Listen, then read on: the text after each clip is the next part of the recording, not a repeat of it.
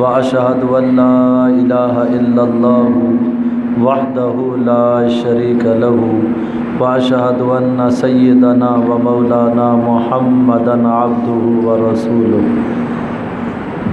أرسله بالحق بشيرا ونذيرا وداعيا إلى الله بإذنه وسراجا منيرا صلى الله تعالى عليه وعلى آله وعلى أصحابه وبارك وسلم تسليما كثيرا كثيرا اما بعد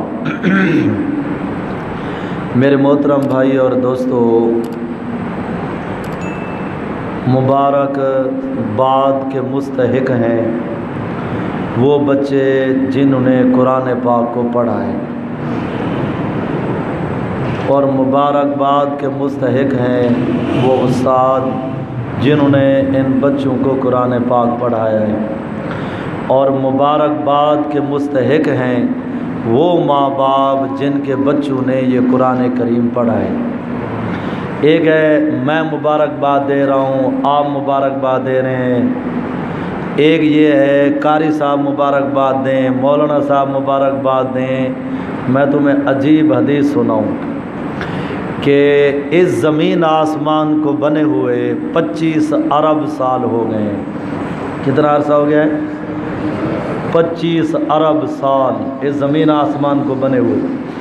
اب اس زمین آسمان کو بنانے سے بھی 1000 سال پہلے اللہ نے فرشتوں کے سامنے سورہ یاسین پڑھی۔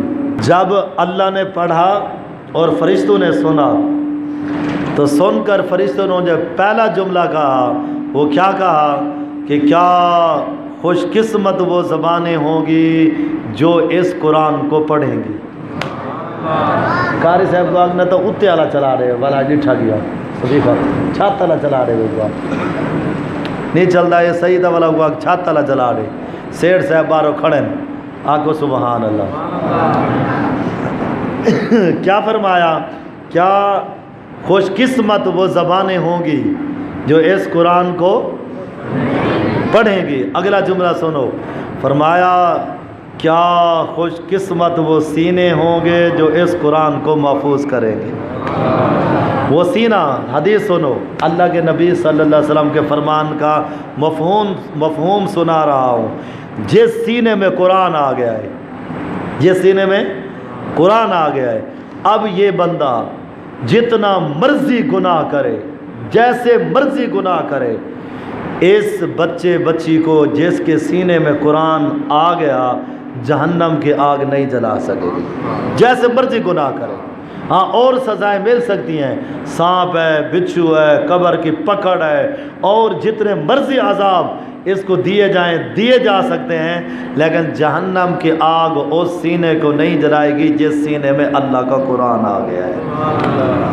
ہاں، اور ہمارے نبی نے مثال دی، آپ نے فرمایا چیک کرنا چاہتے ہو تو قرآن پاک کو چمڑے میں بند کر کے آگ میں ڈال دو، آگ نہیں جلائے گی، آگ نہیں جلائے گی۔ تو جس سینے میں اللہ کا قرآن آ گیا اس سینے کو جہنم کی آگ، بولو تو صحیح، اس سینے کو جہنم کی آگ نہیں جلائے گی۔ تو خوش قسمت ہیں وہ بچے جنہوں نے اس قرآن پاک کو پڑھا، اور خوش قسمت ہیں وہ استاد جنہوں نے ان کو پڑھایا، خوش قسمت ہیں وہ ماں باپ جنہوں نے اپنے بچوں کو قرآن کریم پڑھایا۔ خوش قسمت ہے، یہ بڑی سعادت کی بات ہے، بڑی خوش قسمتی کی بات ہے، اور یہ وہ نعمتیں ہیں جو ہر ایک کو نصیب نہیں ہوتی ہیں۔ قسمت والوں کو اللہ یہ نعمتیں نصیب فرماتا ہے، جو خوش قسمت ہوتے ہیں، ہر ایک کو یہ نعمت نہیں ملتی۔ ہمارے ملتان میں ایک میرے ماموں کا بیٹا وہ ایم اے کر رہا تھا، اس کے ساتھ ایک لڑکا ایم اے کر رہا تھا، پھر وہ ڈاکٹر بنا، ڈاکٹر بننے کے بعد وہ سند لے کر گھر میں آیا۔ جب گھر آیا تو گھر والوں نے خوشی میں دعوت کی کہ ہمارا بیٹا ڈاکٹر بن گیا ہے۔ جب دعوت کی، سارے گھر والے رشتہ دار دعوت کھا رہے تھے، وہ بن بوسن روڈ ہے نا، تو وہاں کوئی چیز لینے کے لیے گیا موٹر سائیکل پہ، وہاں ایکسیڈنٹ ہوا اور وہ لڑکا فوت ہو گیا۔ جب اس کا جنازہ گھر آیا تو اس کا باپ اس کے سرانے کھڑا ہو کے کہہ رہا تھا، اے کاش مجھے پتہ ہوتا تو نے مر جانا ہے تو میں تجھے حافظ بناتا، تجھے ڈاکٹر نہ بناتا۔ اب قبر میں منکر نکیر آ کر پوچھیں من ربو کا، تیرا رب کون ہے؟ جی میں ملتان کا بڑا ڈاکٹر ہوں، یہ تو کام نہیں آئے گا۔ میں مظفر گڑھ کا بڑا ڈاکٹر ہوں، یہ تو کام نہیں آئے گا۔ ہم یہ نہیں کہہ رہے کہ ڈاکٹر نہ بناؤ، انجینئر نہ بناؤ، سب کچھ بناؤ، لیکن سب سے پہلے اپنے بچوں کو مسلمان بناؤ، اور سب سے پہلے اپنے بچوں کو قرآن پاک پڑھاؤ۔ ہمارے ملتان میں ایک مرکز ہے عبدالی مسجد، تبلیغی جماعت کا مرکز ہے۔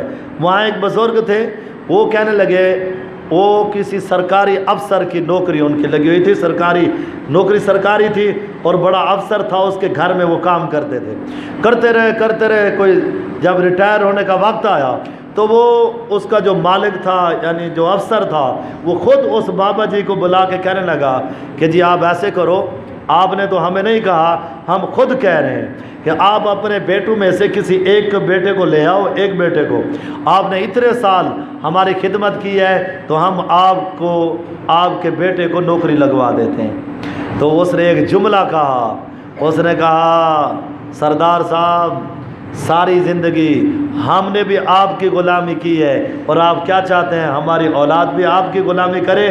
میرے 7 بیٹے ہیں، اور 7 کے 7 قرآن پاک کے حافظ اور عالم ہیں، وہ اللہ کے دین کی خدمت کر رہے ہیں، مسجد کو انہوں نے آباد کیا ہوا ہے۔ ہم نے تو غلامی کی ہے، لیکن اب اپنی اولاد کو غلامی نہیں کرنے دی۔ تو جن کے بچے حافظ قرآن بنے، ایک حدیث سنو، ہمارے نبی نے فرمایا جس نے اپنے بچے کو ناظرہ قرآن شریف پڑھایا، دیکھ کر ناظرہ قرآن شریف پڑھایا، اللہ اس بچے کے ماں باپ کے، لفظ سنایا ذرا حدیث دے، ماں باپ کے اگلے پچھلے سارے گناہوں کو معاف فرما دیتا ہے۔ جس نے ناظرہ قرآن پڑھایا اور جس نے اپنے بچے کو حافظ بنایا، تو قیامت کے دن اللہ تعالیٰ حافظ صاحب کو بلائیں گے اور فرمائیں گے حافظ صاحب آ جاؤ، تو حافظ صاحب آ جائیں گے، اللہ تعالیٰ فرمائیں گے قرآن پڑھ اور جنت کے درجے چڑھ، قرآن پڑھتا جا اور جنت کے درجے چڑھتا جا، جہاں تیرا قرآن ختم ہوگا وہاں تیری جنت ختم ہوگی۔ قرآن پڑھتا جا، جنت کے درجے چڑھتا جا۔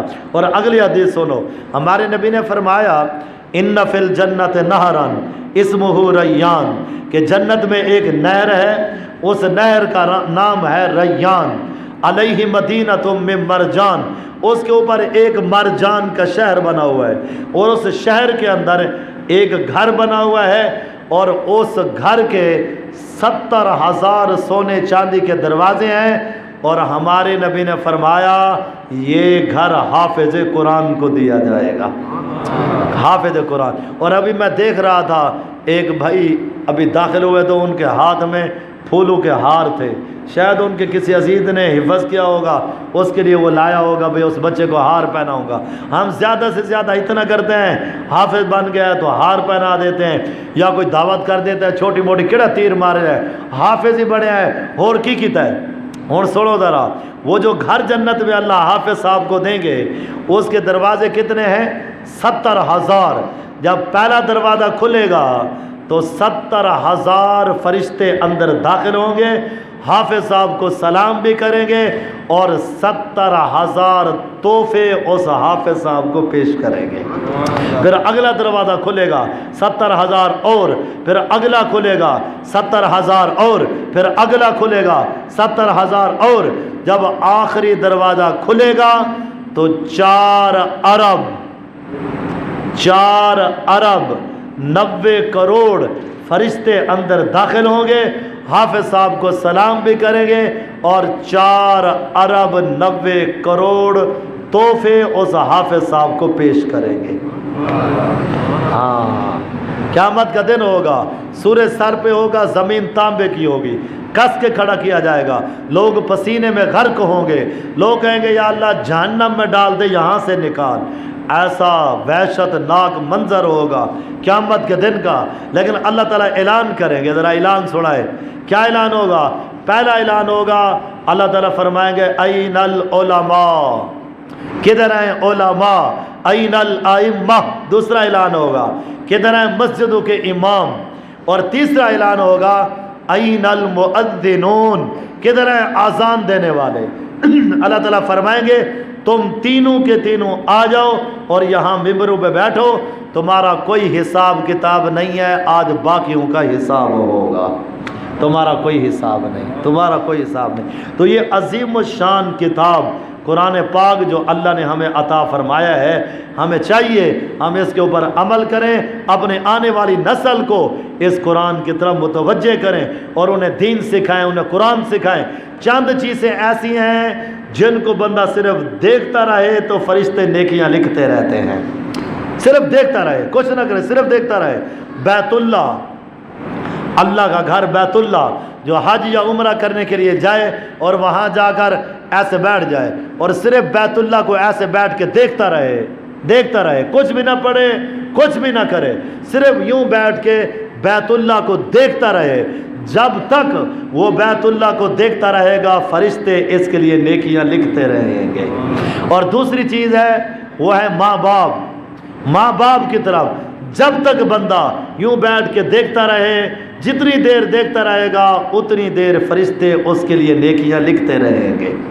اور ایک دفعہ آپ نے فرمایا کہ جو میرا امتی صبح صبح اٹھے اور جا کر پوچھ لے اماں جی کیا حال ہے، ابا جی کیا حال ہے، نہ کچھ کھلائے نہ پلائے، صرف اتنا جا کے پوچھ لے اماں جی کیا حال ہے، ابا جی کیا حال ہے، تو ہمارے نبی نے فرمایا صبح سے لے کر شام تک اس کے لیے جنت کے 2 دروازے کھول دیے جاتے ہیں۔ پھر شام کو جا کے پوچھ لے اماں جی کیا حال ہے، ابا جی کیا حال ہے، تو ہمارے نبی نے فرمایا شام سے لے کر صبح تک اس کے لیے جنت کے 2 دروازے کھول دیے جاتے ہیں۔ اس لیے ماں باپ زندہ ہیں، ان کے چہرے کی طرف ایک نظر دیکھنا اللہ تعالیٰ قبول حج اور عمرے کا ثواب عطا فرما دیتے ہیں۔ قبول حج عمرے کا ثواب۔ اندازہ لگاؤ جو محروم ہیں ان سے جا کے پوچھو کہ ماں باپ کی کیا قدر ہے، جن کے ماں باپ دنیا سے چلے گئے ہیں ان سے جا کے پوچھو، جن کے زندہ ہیں ہمیں تو موبائل سے فرصت نہیں ہے،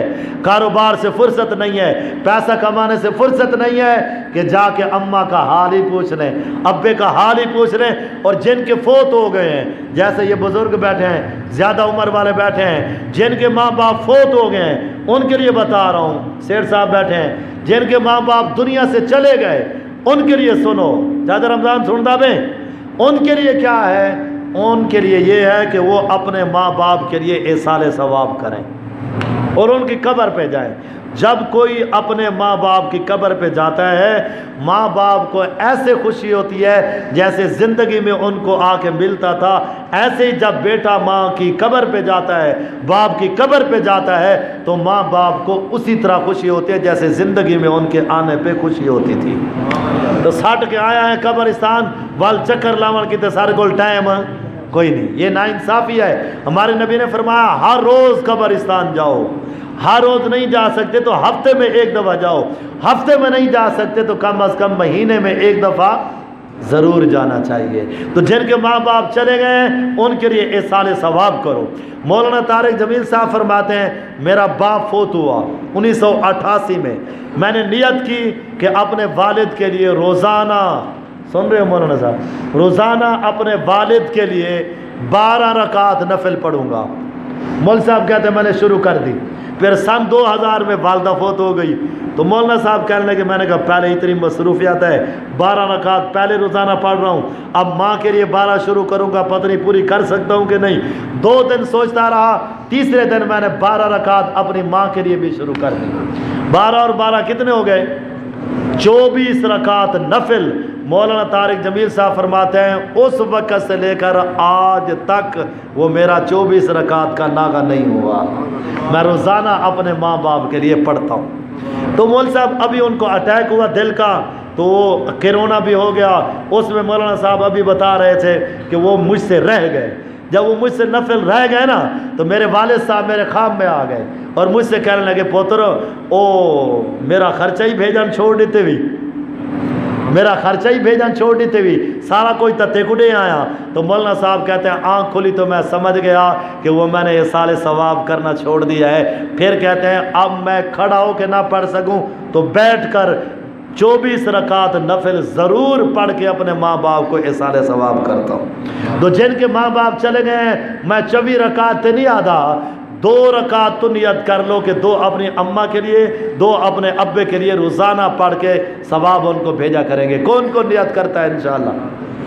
4 رکعت کر سے ارادہ کر یار تیرا سارا ثواب پہنچتا پہ ان میں شک نہیں, لیکن ایسا نیت کروں کہ اپنے ماں باپ کے لیے ان کا حق ہے کہ ہم ان کو پڑھ پڑھ کے ایصال ثواب کریں اور ان کو پڑھ پڑھ کے بھیجیں کہ یہ ان کا حق ہے, ہمارے اوپر حق ہے, حق ہے.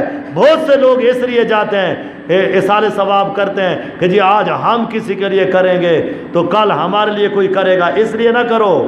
یہ حق ہے دوسرے مسلمان کا, ماں باپ کا, رشتہ داروں کا, ان کو پڑھ پڑھ کے سارے ثواب کرو. انشاءاللہ کوئی تمہیں کرنے والا ہو یا نہ ہو, اللہ تمہیں ضرور اس کا اجر عطا فرمائے گا. تو جن کے ماں باپ زندہ ہیں قدر کرو, جن کے چلے گئے ہیں ان کے لیے ایصال ثواب کرو, پڑھ پڑھ کے ان کو بخشو. مولویوں سے جا کے پڑھوانا یہ بھی ٹھیک ہے, اچھی بات ہے, لیکن خود پڑھنا. ایک دفعہ آپ سورۃ اخلاص پڑھیں اور قاری صاحب کے پاس جائیں اور ان کو کہیں کہ میرے باپ کے لیے ایک قرآن پڑھ کے دو. یہ ان کے ایک قرآن پڑھے ہوئے سے آپ کا ایک دفعہ سورۃ اخلاص پڑھا ہوا اس سے زیادہ افضل ہے. اس لیے کہ جب آپ پڑھیں گے تو آپ دل سے پڑھیں گے کہ آپ باپ کے لیے پڑھ رہے ہیں, اس لیے کہتے ہیں خود پڑھنا چاہیے. تو بہرحال بات دوسری طرف چلی گئی, ادھر چلتے ہیں. تیسری چیز جس کو صرف دیکھتے رہو, فرشتے نیکیاں لکھتے رہتے ہیں, وہ کیا ہے تیسری چیز؟ وہ اللہ کا قرآن ہے, جس کو یوں اٹھا کے بیٹھ جاؤ اور صرف بیٹھ کے دیکھتے رہو. جب تک آپ قرآن پاک کو دیکھتے رہو گے فرشتے نیکیاں لکھتے رہیں گے, فرشتے نیکیاں لکھتے رہیں گے. اس لیے جو بھائی پڑھے ہوئے ہیں وہ تو ماشاءاللہ مبارک کے مستحق ہیں, اور جو پڑھے ہوئے نہیں ہیں ان سے کہتا ہوں روزانہ قرآن کو اٹھاؤ, چومو, آنکھوں پہ لگاؤ, کھول کے بیٹھ جاؤ اور اس کی زیارت کرو. انشاءاللہ اس پر بھی اللہ تمہیں ضرور اجر عطا فرمائے گا. نیت کرتے ہو انشاءاللہ؟ جو نہیں پڑھے ہوئے قاری صاحب اللہ نے آپ کو دیے ہیں, یہ حضرت بیٹھے ہیں پچھلی مسجد میں امام ہیں, مولوی صاحب یہاں امام ہیں, یہ حضرت ہیں پچھلی مسجد امام ہیں. آکو سبحان اللہ. تو ان کے پاس جاؤ اور قرآن سیکھو اور سناؤ کہ بھئی ہمارے الفاظ ٹھیک ہیں یا نہیں ہیں. تو پہلا پیغام میں آپ سارے بھائیوں اور بہنوں کو یہ دینا چاہتا ہوں, ایک تو مبارکباد دینا چاہتا ہوں کہ ماشاءاللہ بچوں نے قرآن پڑھا, ان کے ماں باپ کو, رشتہ داروں کو, جتنے دوست احباب آئے ہیں, یہ ہم سب مبارکباد کے مستحق ہیں. اس مسجد اور مدرسے کا نظام چلانے والے اور اس کو بنانے والے اور اس کے لیے مال خرچ کرنے والے سب مبارکباد. دیکھو جب ایک بچہ قرآن پڑھنے کے لیے آتا ہے اور آ کر پڑھتا ہے بسم اللہ الرحمن الرحیم, 3 آدمیوں کی اسی وقت بخشش ہو جاتی ہے. ایک وہ بچہ جو قرآن پڑھنے کے لیے آتا ہے اس کی بخشش ہو جاتی ہے, دوسرا پڑھانے والے قاری صاحب کی بخشش ہو جاتی ہے, اور تیسرا اس بچے کو بھیجنے والے ماں باپ کی بخشش ہو جاتی ہے. اسی وقت بخشش ہو جاتی ہے جب آ کے بچہ بسم اللہ پڑھتا ہے. اس لیے پہلی آپ سے گزارش ہے, جتنے بھائی اور بہنیں بھی تشریف لائی ہوئی ہیں, کم از کم نیت کرو اپنی اولاد میں سے ایک بچے کو ضرور حافظ قرآن بنائیں گے. کریں دے نیت انشاءاللہ, ہاتھ کھڑے کرو انشاءاللہ. اپنی اولاد میں سے ایک بچے کو ضرور حافظ قرآن بنائیں گے انشاءاللہ. اور دوسرا پیغام یہ ہے کہ آگے رمضان آ رہا ہے, اس عنوان کی ہے نا رمضان المبارک کا مہینہ آ رہا ہے. ذرا ایک لفظ پہ غور کرو, جب رجب کا چاند نظر آتا تھا, رجب کا چاند نظر آتا تھا, اس وقت سے ہمارا نبی رمضان کے لیے دعا مانگنا شروع کر دیتا تھا کہ یا اللہ ہمیں رمضان کی برکت نصیب فرما. تو اندازہ لگاؤ رمضان کتنا برکت والا مہینہ ہوگا کہ 2 جہان کا سردار 2 مہینے پہلے رمضان کی برکتوں کو مانگنا شروع کر دیتا تھا کہ یا اللہ ہمیں رمضان نصیب فرما, ہمیں رمضان تک پہنچا. اور حضرت علی رضی اللہ تعالیٰ عنہ کا فرمان ہے, ایک بندہ روزہ رکھے, جیسے آج رکھ لیا, کل رکھ لیا, پورے سال میں کسی دن بھی نفل روزہ رکھے, نفل روزہ, ایک نفل روزہ, پھر اس بندے سے کہا جائے کہ زمین سے لے کر آسمان, مشرق سے لے کر مغرب, یہ جتنا خلا ہے, یہ سارا سونے کا بھر دیا جائے، پھر اس بندے سے کہا جائے یہ تیرے نفل روزے کا بدلہ ہے، تو ہمارے نبی پاک صلی اللہ علیہ وسلم کا فرمان ہے یہ اس نفل روزے کا بدلہ نہیں بن سکتا۔ اور ایسے نفل روزے کوئی بندہ ساری زندگی رکھے تو رمضان کے ایک روزے کے برابر نہیں ہو سکتا۔ تو کتنا مبارک مہینہ آ رہا ہے، تو وہ مہینہ شروع ہونے سے پہلے نمبر 1 ہم جتنی خریداریاں کرنی ہیں، بازار کے چکر لگانے ہیں، یہ سارے کام ہم رمضان سے پہلے کر لیں، اور ضرورت کی جتنی چیزیں ہیں وہ پہلے خرید لیں تاکہ رمضان میں سکون سے روزہ رکھا جا سکے۔ اللہ کی عبادت کے لیے اپنے آپ کو فارغ کر لیں۔ رمضان اور قرآن دونوں کا بڑا جوڑ ہے، اور پھر رمضان میں تراویح ہے، تو ہمارے نبی پاک صلی اللہ علیہ وسلم نے فرمایا تراویح کے ہر سجدے پر 1500 نیکی لکھی جاتی ہے، 1500 نیکی۔ تو روزانہ تراویح میں کتنے سجدے ہوتے ہیں؟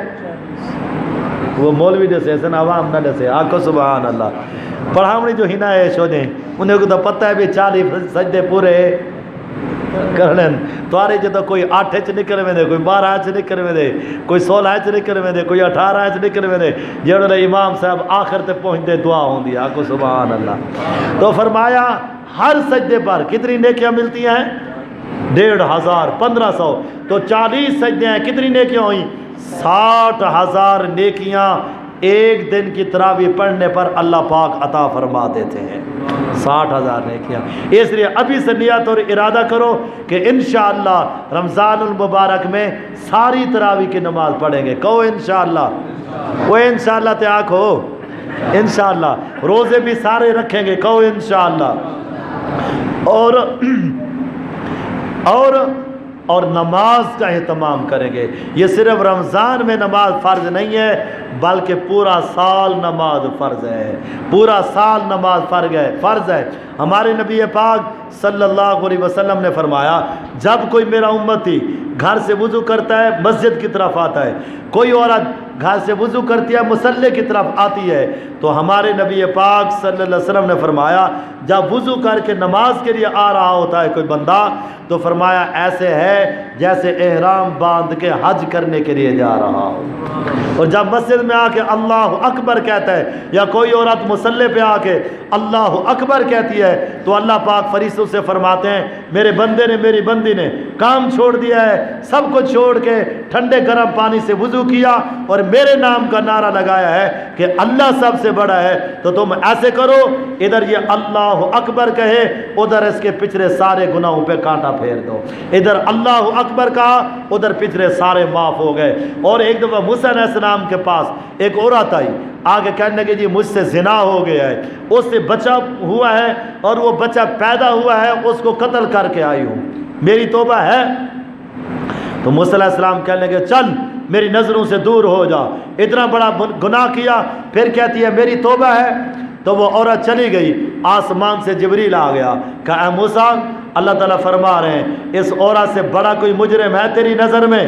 تو موسیٰ علیہ السلام کہنے لگے اس سے بڑا مجرم کون ہوگا، پہلے زنا کیا پھر بچہ ہوا پھر اس کو قتل کر کے آئی ہے۔ تو اب ساری بہنیں اور بھائی ذرا توجہ سے سننا، تو وہ جبریل کہنے لگا اے موسیٰ اللہ تعالیٰ فرما رہے ہیں جو مرد عورت جان بوجھ کر نماز چھوڑ دے وہ اس سے بڑا مجرم بن جاتا ہے، وہ اس سے بڑا مجرم بن جاتا ہے۔ اب ذرا اندازہ لگاؤ، قتل کرنا ہم گناہ سمجھتے ہیں، نماز کا چھوڑنا قتل سے بڑا گناہ ہے، شراب سے بڑا گناہ ہے، زنا سے بڑا گناہ ہے۔ شیطان نے کوئی قتل کیا تھا، کوئی زنا کیا تھا، کوئی شراب پی تھی، ایک سجدہ نہیں کیا، وہ بھی آدم علیہ السلام کو۔ جو آدم علیہ السلام کو سجدہ نہ کرے وہ تو شیطان بنے، اور جو اللہ کو سجدہ نہ کرے اور روزانہ 20 سجدوں کا انکار ہے اور پھر آرام سے اللہ کے رزق کو کھاتا ہے پیتا ہے سوتا ہے جاگتا ہے سارے کام کرتا ہے لیکن اللہ کے آگے سر نہیں جھکاتا، تو یہ میں آپ سارے بھائیوں اور بہنوں سے ہاتھ جوڑ کے گزارش کرتا ہوں کہ کم از کم یار فرض نماز تو پوری کر جاؤ۔ ایک حدیث سنو، ہمارے نبی نے فرمایا کہ اللہ تعالیٰ فرماتے ہیں، حدیث سے قدسی ہے، اللہ فرماتے ہیں کہ اے میرے محبوب میں نے آپ کی امت کے اوپر 5 نمازیں فرض کی ہیں، جو ان کو وقت پر ادا کرنے کا اہتمام کرتا رہے گا اللہ پاک فرماتے ہیں میں اس کو اپنی ذمہ داری پر جنت میں داخل فرما دوں گا۔ اللہ ذمہ داری لے رہا ہے کہ جو آپ کا امتی 5 وقت نماز پابندی سے پڑھنے کا اہتمام کرے گا، اللہ فرماتے ہیں میں اس کو اپنی ذمہ داری سے جنت میں داخل فرما دوں گا۔ تو کون کون بھائی ارادہ کرتا ہے انشاءاللہ آج کے بعد 5 وقت نماز؟ سارے بھائی نیت کرتے ہو انشاءاللہ؟